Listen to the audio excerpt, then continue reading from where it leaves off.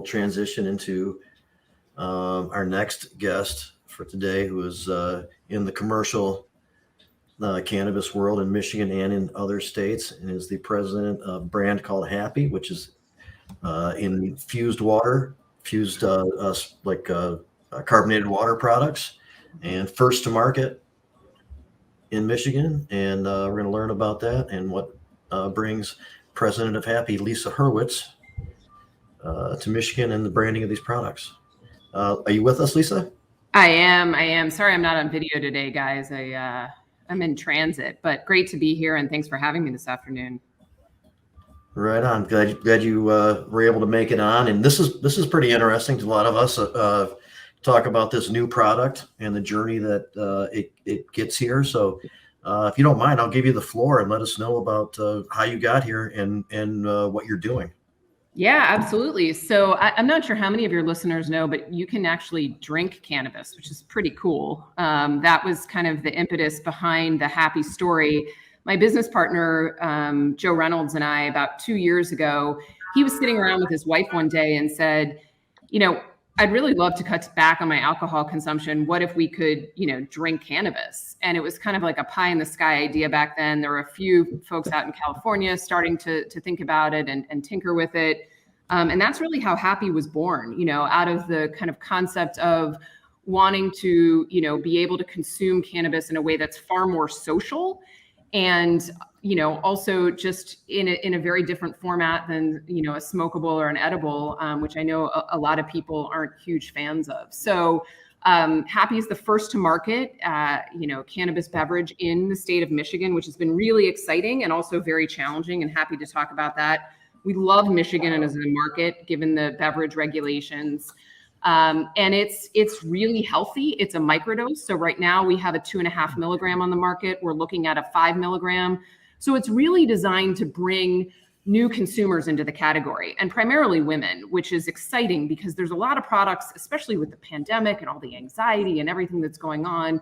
There's not much on the market for some of these new consumers who just aren't comfortable with, dabs and concentrates and even vapes and smoking. So this is really designed to kind of grow the category and introduce new consumers to cannabis in a way that feels very social, right? I mean, I think we've all probably had the experience of, I certainly have, I don't want to have a glass of wine, I don't want to have a beer, I don't want to have a cocktail, but what am I going to do? Have an edible? It's a very strange kind of interaction. And the goal of Happi really is to normalize cannabis in a way that can feel social and occasion-based. Happy birthday, happy Valentine's Day, happy New Year. We just kind of went through the holidays, and really kind of grow the category and bring new consumers into the world of cannabis, which I know we all love. And where else are you operating? Where else is this product available besides Michigan right now? So Michigan's our first and only market right now. We have plans to expand to Massachusetts is next. And then we're looking at the East Coast and Illinois as well as another market we have our eye on. I'm really bullish about the East Coast, and I worked prior to Happi, was at an MSO. So just really excited about some of these states like New Jersey, New York, Connecticut coming on board pretty soon here. And so you talked about the difficulty a little bit of getting this going. Is that the state requirements for demonstrating the processes for infused drinks and all of the things that go along with being able to get that up and running? Yeah, I think it's a couple things, Jamie. I think number one is cannabis comes in an oil form, beverage or water-based.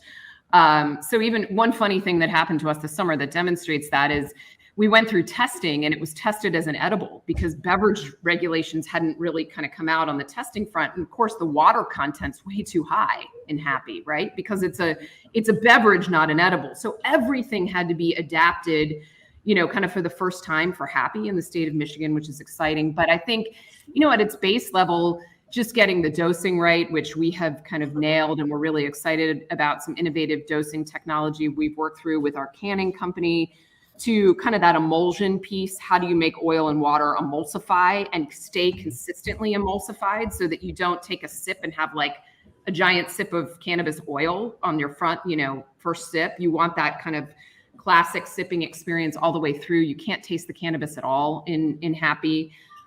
It's a very healthy beverage. We have 3 flavors. They range from 15 to 25 calories. So it's most often compared to a Spindrift. If you know that brand, people say LaCroix. Spindrift has got a little bit more of a kind of a fruit flavor to it. And that's what Happi gets compared to the most. And then I'd say the other big challenge is, kind of defining the regulations with the state of Michigan as we go. So Michigan's probably the most highly regulated beverage market right now that we've seen.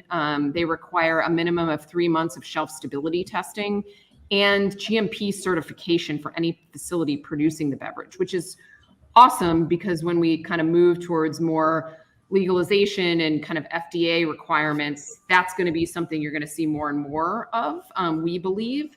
But right now, Michigan is kind of leading the pack in setting some of those high standards. And so, ensuring the product meets all of those kind of food grade safety standards has been really critical for us.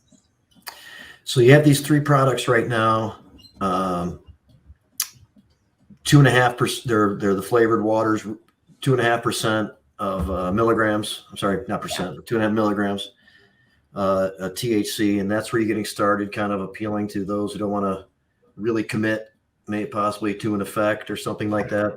How is it absorbed? I want to talk about other future products and that kind of stuff, but how is it absorbed? Is it like an edible where it will be, committed to the digestive tract and then you're 4 hours in and that type of thing, or does it absorb more readily, like sublingually and through blood, tiny blood vessels and stuff like that, and you feel it that way? Is there kind of a combination of both?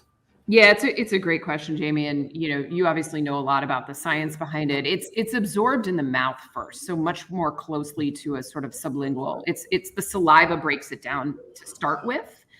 And that's pretty exciting because we've tested the onset many, many times, and it's anywhere from like 12 to 15 minutes is the average. Of course, everyone's, endocannabinoid system's a little different, but it's much faster than an edible, which allows it to be a much more social experience. So, if you think about sitting around and having a glass of wine, it doesn't take 30 minutes to an hour.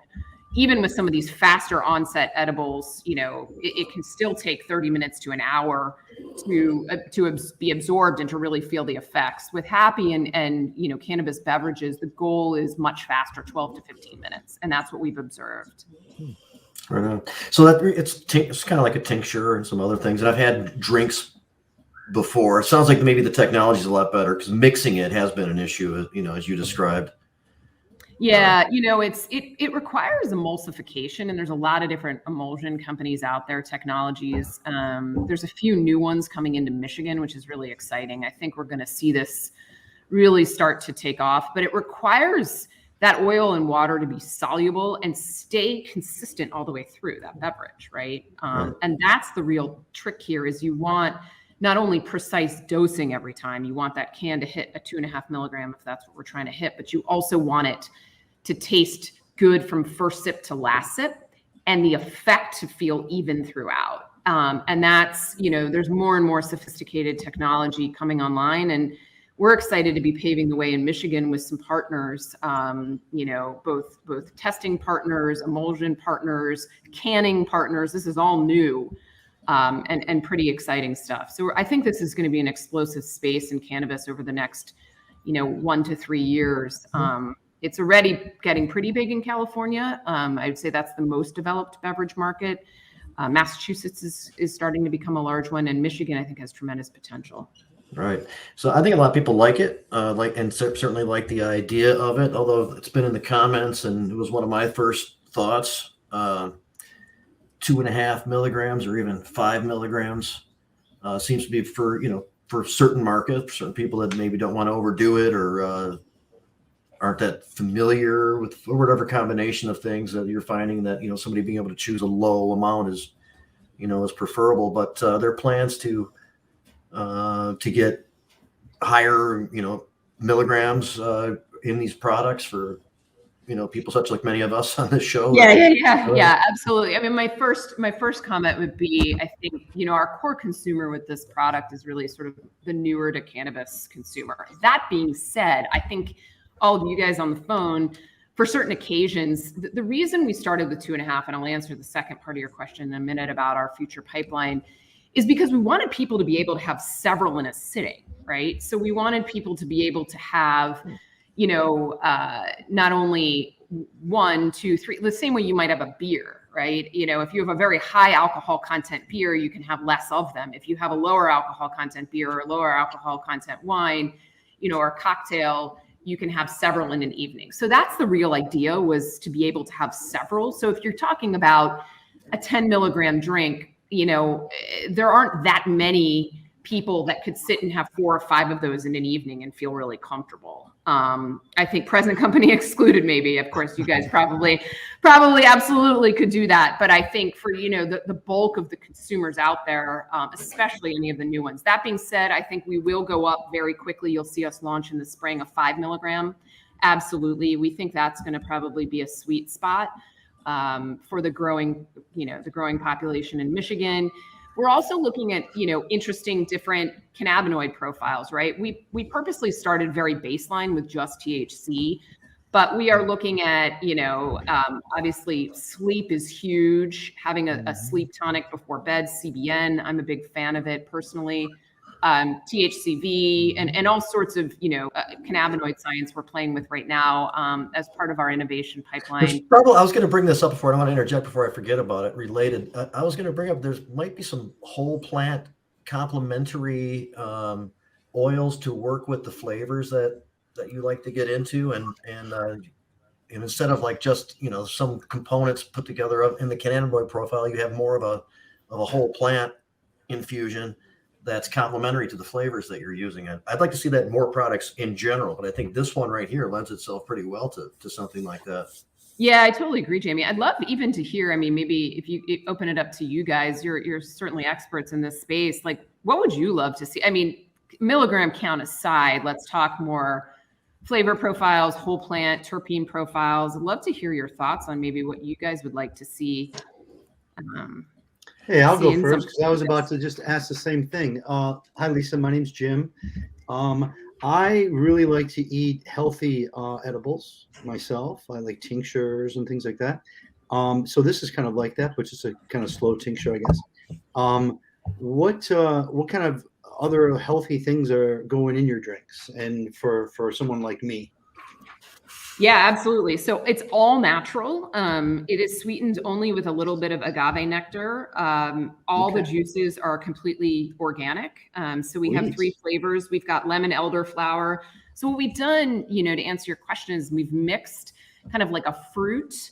In the case of lemon elderflower, it's a citrus with kind of a little bit more of an herbaceous note, both of which are completely organic, the natural elderflower flavor, and a little bit of vitamin C in each as well, which helps with that sort of acidity piece and keeps it stable. We've also got a raspberry honeysuckle and a pomegranate hibiscus, all of which are completely organic ingredients, which we're excited about. That's excellent to hear. Awesome. Yeah, thanks for the question, Jim. That's awesome. So in terms of other products, the concept I've heard there will be non-alcoholic wines and beers that will be infused with cannabis instead. I personally I don't drink, but I like those things. So the idea of getting a hold of something like that is appealing to me. Is there any other products outside of the infused waters that you're looking at?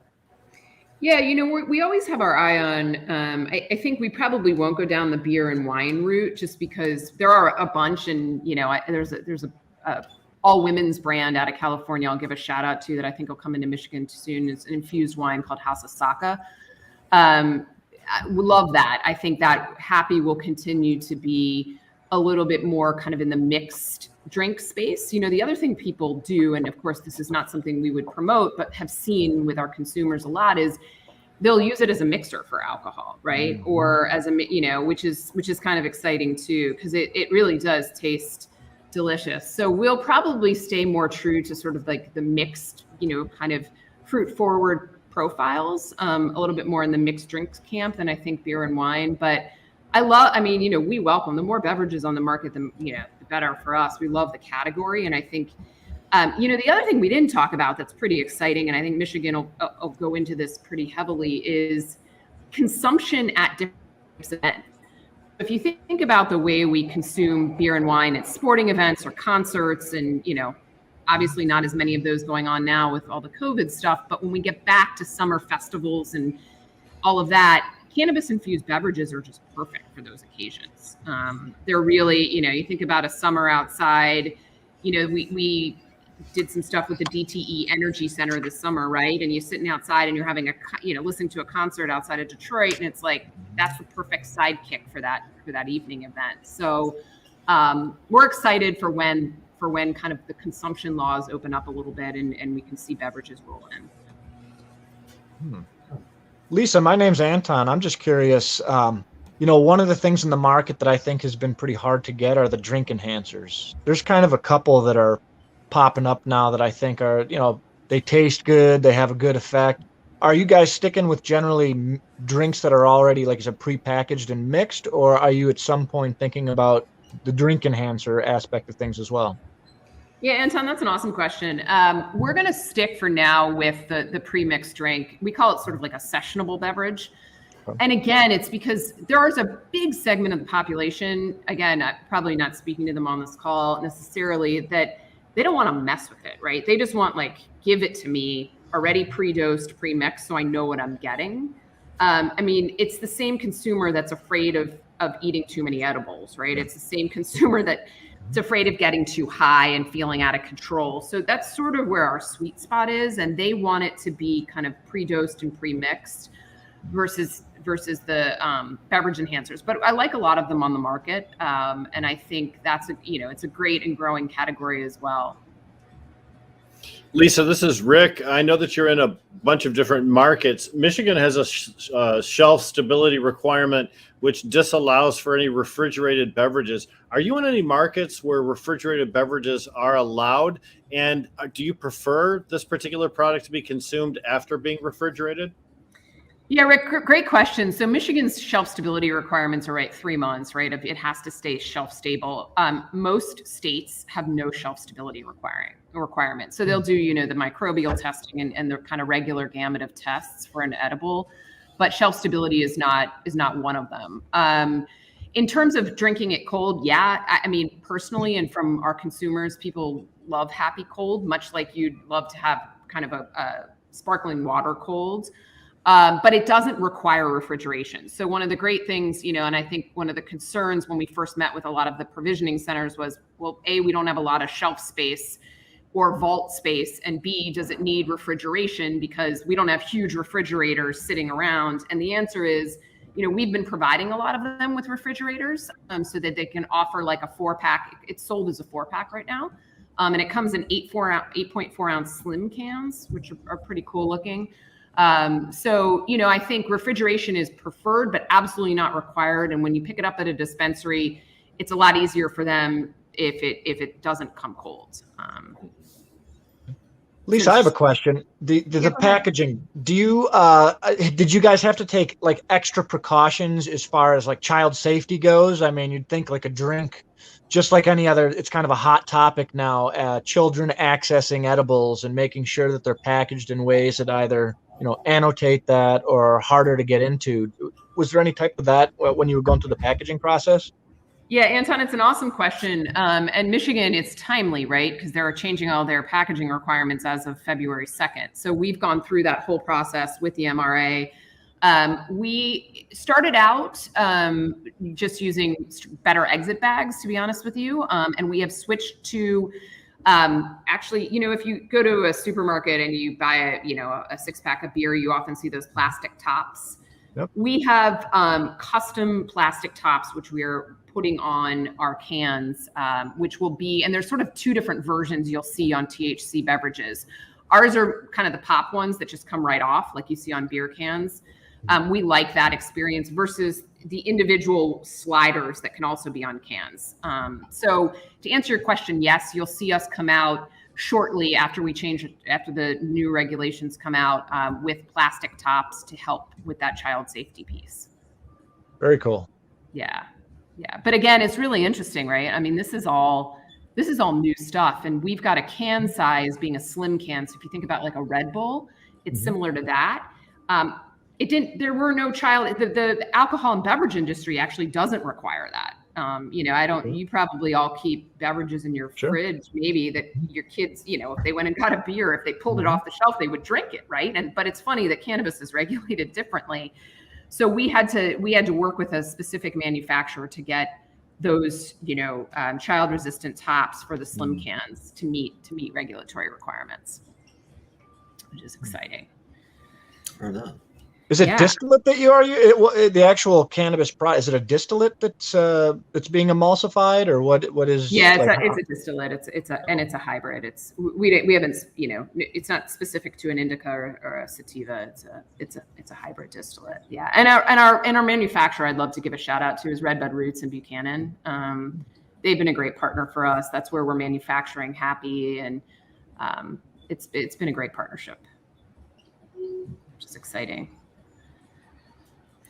So it's just a distillate, so of course it doesn't matter if it's indica, hybrid, or sativa, and those we talk about that on the show. Those labels are misnomers in terms of predicting effect, as far as we know, and they in fact we talked about it earlier in the show. They help out the growers know that they might take a few more weeks to grow, or that their morphology is different or something like that. But as far as effect goes, do you associate sativa and indica with as being predictors of effect? I mean, this is, I think, an ongoing debate, and I'll go back to my sort of MSO days, right? I don't believe so. I'd like us to move away from sort of the sativa indica indications and more towards sort of terpene profiles. I'm sure you guys talk, I've heard your show many times, and you sort of talk about, I think as the market gets more sophisticated, we'll probably see that. I come from a consumer packaged goods background, right? So I think I've seen this a lot in other categories. Consumers like shorthand, right? They like something that's easy. Oh, indica makes me tired and sativa makes me feel up, right? That's just an easy shorthand that I think the industry has adopted. But as I think we know that this is a far more complex plant and set of products. And I think hopefully the industry will catch on over time and we'll be able to adapt. I think like a THCV, like a Red Bull, kind of like incorporating something into like an energy drink, like a natural energy drink. That would be really cool to see. I think, like you said, with the sleep idea, like catering these different cannabinoids to folks, it makes a lot of sense. Well, that's a great question. Does the MRA prohibit you from including caffeine in your beverages to create that Red Bull-like effect? As of right now, there's nothing specific. It's a great question, Rick and Anton. Yeah, I agree. I think I would like to see us move towards more like based on these minor cannabinoids, as you just said. And again, I think they're becoming much more readily available. Like when I came into the industry several years ago, 3-4 years ago, it was very difficult to get your hands on CBN, or certainly THCV was like so elusive, right? If you had it, it was like a huge deal. Now I think it's more readily available, so we can start to experiment a little bit. But to your question, Rick, there's nothing specifically in the regulations from an MRA standpoint that prohibits, caffeine. Yeah, we hope not, because we're looking at having some John Sinclair branded infused coffee that would put a nice damper on those plans if that were an issue. Yeah, absolutely. And caffeine, I mean, I think there's a lot of experimentation. Again, California is the most developed beverage market, so we're seeing a lot of what's working out there. There's been a bunch of drinks formulated with Delta 8. Which we will not go into. Not a fan of Delta 8. Also, the regulatory environment is pretty tough with Delta 8.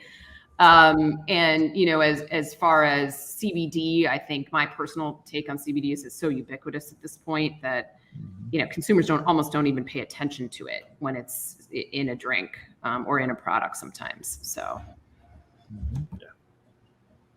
yeah. So your company is connected to and committed to helping out social equity efforts and organizations and things like that. Let us know a little bit more about that.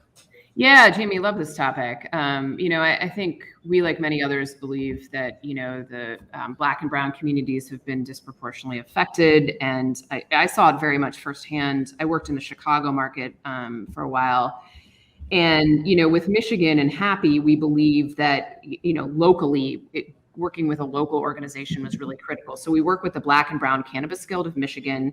The other piece is Happi is founded by, and other than my partner, Joe, it's an entirely women-run and women-owned organization. And there's also not enough women in cannabis, especially women of color. So we wanted to support an organization founded by women of color, and Danavia has been amazing. She's one of the founders of the Black and Brown Cannabis Guild. And they're really kind of a community network of cannabis business owners, enthusiasts. There are two tenets, which, again, we loved, were around expungement.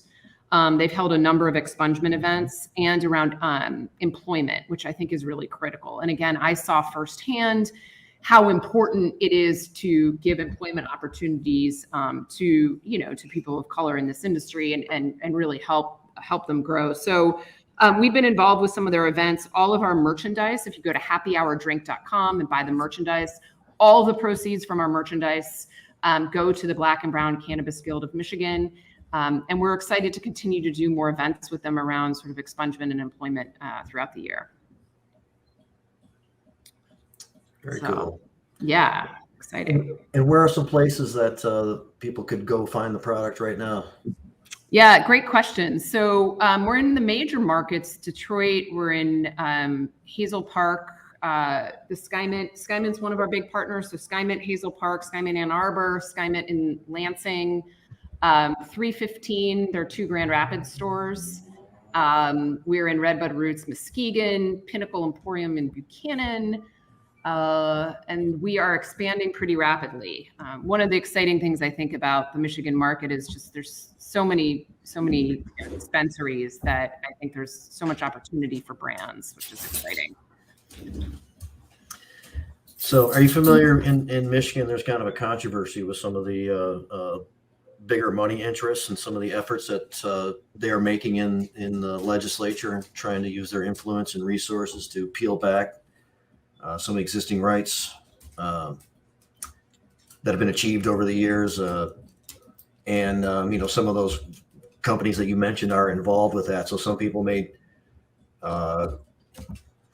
react a little negatively to that association. I'm not sure if you're familiar with that. I'm, letting you know informationally, not suggesting, you can do much else with it at the moment, but that's why we get something like that. You mean in terms of some of the comments that are coming at me right now? Yeah. It's tough, Jamie, right? On the one hand, you're balancing trying to sort of run a business and normalize cannabis, which I think is a big mission for us, right? To reach as many consumers as possible. I think on the other side of the fence, right, you have big corporate cannabis. I mean, and I think these two things conflict. I will say I'm not personally aware of the details in the state of Michigan. I think our mission is, to bring and normalize cannabis and to make it as available as possible to as many people as possible. And by, doing so, we work with kind of equal opportunity across the board. So we work with a lot of mom and pop shops, as well as working with, some of the bigger chains. So. But I'll take the credit. I see the comments on the Skymint piece, and I get it. Listen, I mean, I think you can't please everyone, and I think our goal is to work hard with the mom and pops, as well as in some of these kind of locals, and as well as some of the bigger ones, just to create access for everyone is our goal. Right on.